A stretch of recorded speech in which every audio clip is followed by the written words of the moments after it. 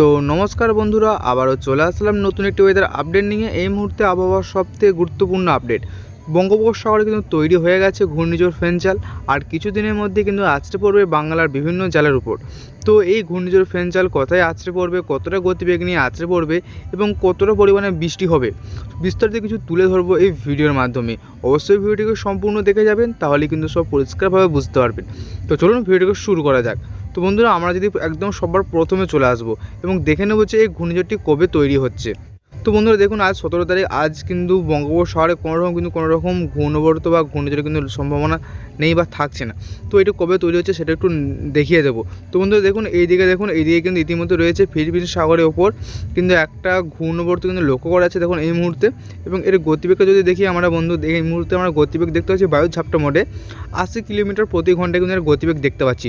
তো এই ঘূর্ণিঝড় বা এই টাইফুনটা যেটি রয়েছে, যেটি কিন্তু ফের বঙ্গোপসাগরে কিন্তু নতুন একটি ঘূর্ণিঝড় ফেঞ্চাল কিন্তু তৈরি হবে।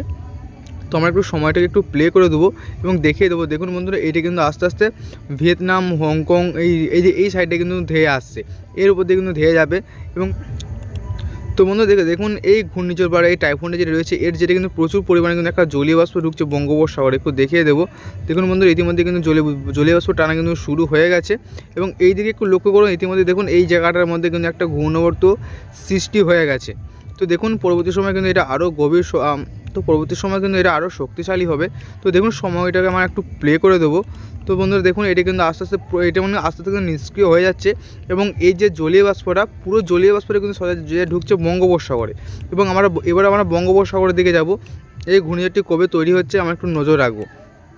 তো দেখুন বন্ধুরা, ইতিমধ্যে কিন্তু এই মুহূর্তে আমরা দেখতে পাচ্ছি যে ঘূর্ণিঝড়টি কিন্তু বা যে টাইফুনটা যেটা কথা বললাম আমরা, ঘূর্ণিঝড় ফেঞ্চাল, ইতিমধ্যে কিন্তু এই জায়গার মধ্যে তৈরি হয়ে গেছে। এবং নিচেটা কিন্তু আরেকটা ঘূর্ণাবর্ত রয়েছে, মানে পরপর কিন্তু দুটো ঘূর্ণাবর্ত রয়েছে। তবে এই ঘূর্ণাবর্তটা কিন্তু আগামী সময়ে যে কিন্তু এটা ঘূর্ণিঝড়ের রূপ নেবে এবং এর নাম দিয়ে হয়েছে ঘূর্ণিঝড় ফেঞ্চাল। তো এটি কিন্তু পরবর্তী সময় কিন্তু বাংলার উপর আছড়ে পড়ার সম্ভাবনা থাকছে। তো দেখুন বন্ধুরা, শুক্রবার কিন্তু আমরা দেখতে পাচ্ছি এটা একটা সাধারণ ঘূর্ণাবর্ত থাকছে, খুব একটা কিন্তু শক্তি বাড়াতে পারছি না। তবে এটির মধ্যে আমরা দেখতে পাচ্ছি কিন্তু প্রচুর পরিমাণে দেখা জলীয় বাষ্প টানছে এই ঘূর্ণিঝড়। এবং শনিবার 23 তারিখ পর থেকে দেখতে পাচ্ছি এটি কিন্তু শক্তি বাড়তে আরম্ভ করে দিয়েছে। এবং দেখুন বন্ধুরা, আমরা 23 তারিখে যদি আমরা দেখি এর গতিবেগটা যদি দেখে নিই, তো প্রায় গতিবেগ থাকছে, আমরা দেখতে পাচ্ছি এখানে প্রায় 53 কিলোমিটার প্রতি ঘন্টায় কিন্তু আমরা একটা গতিবেগ লক্ষ্য করতে পারছি। সেটা কিনা বায়ুর ঝাপটা মোড় থেকে আমরা দেখতে পাচ্ছি। দেখুন সময়টা আমরা যদি একটু প্লে করে দিই, দেখুন বন্ধুরা, যত সময় এগাচ্ছে তত কিন্তু এই ঘূর্ণিঝড়টি বা এই ঘূর্ণিঝড় ফেঞ্চাল কিন্তু শক্তি সঞ্চয় করছে, শক্তি বাড়াচ্ছে।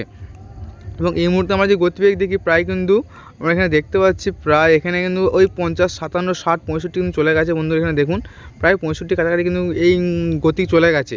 এবং এটা আস্তে আস্তে কিন্তু কোন দিকে এগোচ্ছে না, দক্ষিণ দিকে এগোচ্ছে, এটা কিন্তু পূর্ব দিকে এগোনোর চেষ্টা করছে, মানে শ্রীলঙ্কা, এইদিকে থাকছে মাদুরাই, চেন্নাই, এই দিকে কিন্তু আমরা এটা এগাতে দেখতে পাচ্ছি।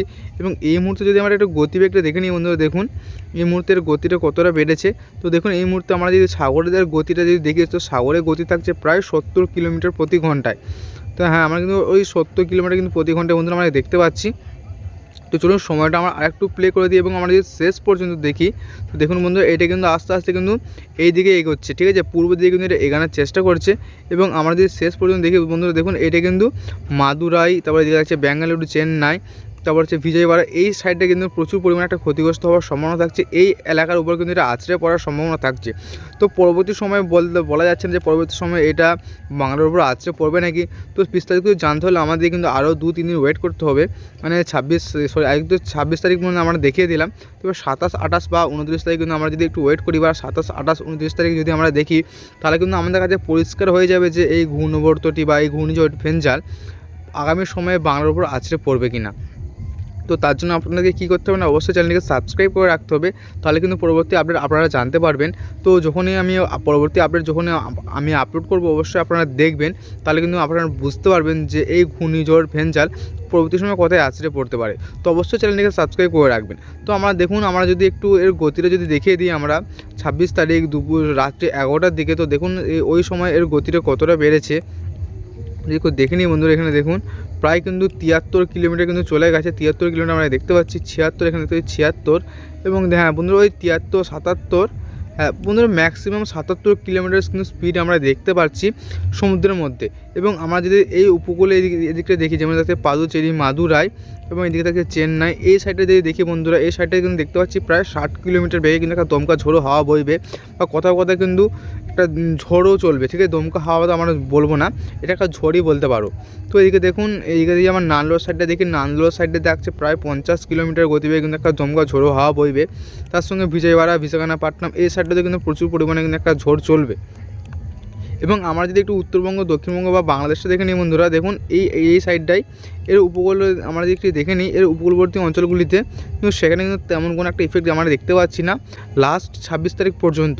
তো আগামী সময়ে দেখা যাক, ঘূর্ণিঝড়টি রয়েছে ঘূর্ণিঝড় ফেঞ্জাল, তো আগামী সময়ে এটা বাংলার উপর আসে কি না, এবং বৃষ্টিটা আমরা একটু দেখিয়ে দেবো। তো প্রথমে আমরা এই আপডেটটা সেরে নিই, তারপর আমরা বৃষ্টি মোডে যাবো এবং বৃষ্টি মোডটাও দেখিয়ে দেবো যে কোথায় কতটা পরিমাণে বৃষ্টি হওয়ার সম্ভাবনা থাকছে।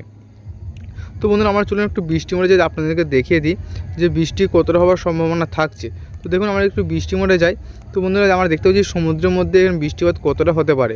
তো দেখুন বন্ধুরা, আমরা যদি দেখি সমুদ্রের মধ্যে আমরা দেখতে পাচ্ছি সমুদ্রের মধ্যে কিন্তু প্রায় 70 মিলিমিটার পর্যন্ত একটা বৃষ্টি হওয়ার সম্ভাবনা, মানে প্রচুর পরিমাণে একটা বৃষ্টি হওয়ার সম্ভাবনা থাকছে। তো উপকূলবর্তী যখন অঞ্চলে যখন এটা আসবে, তো তখন বৃষ্টির পরিমাণ কিন্তু আরও বাড়তে পারে, এবং এর যে গতি, সে গতিও কিন্তু আরও বাড়তে পারে। এবং বন্ধুরা, আমরা যদি মাদুরার সাইডে দেখি, দেখুন বন্ধুরা, মাদুরার সাইডে কিন্তু তেমন একটা বৃষ্টি হবে না, তো ভারী বৃষ্টি হবে ওই 14 থেকে 15 মিলিমিটার পর্যন্ত একটা বৃষ্টি আমরা লক্ষ্য করতে পারছি। এবং দেখুন এই সাইডটা যদি দেখি আমরা, চেন্নাই, নাল্লোর, বিজয়ওয়াড়া এই সাইডে কিন্তু একটা হালকা পরিমাণে বৃষ্টি চলবে। তো আমরা যদি উত্তরবঙ্গ, দক্ষিণবঙ্গ বা বাংলাদেশটা দেখে নিই বন্ধুরা, আমরা লাস্ট 26 তারিখ পর্যন্ত দেখতে পাচ্ছি যে উত্তরবঙ্গ, দক্ষিণবঙ্গ বা বাংলাদেশ প্রায় পরিষ্কার আকাশ, শুষ্ক আবহাওয়া থাকবে। তো আমরা একটু মেঘ মোডে চলে যাব, যে কোথায় কতটা মেঘলা আকাশ বা কোথায় কতটা পরিমাণে মেঘ থাকতে পারে সেটা একটু দেখিয়ে দেবো। যেই ঘূর্ণিঝড় ফেঞ্জাল রয়েছে, এই ঘূর্ণিঝড় ফেঞ্জালের এফেক্ট কোথায় কোথায় পড়বে, কোথায় কোথায় মেঘ থাকবে।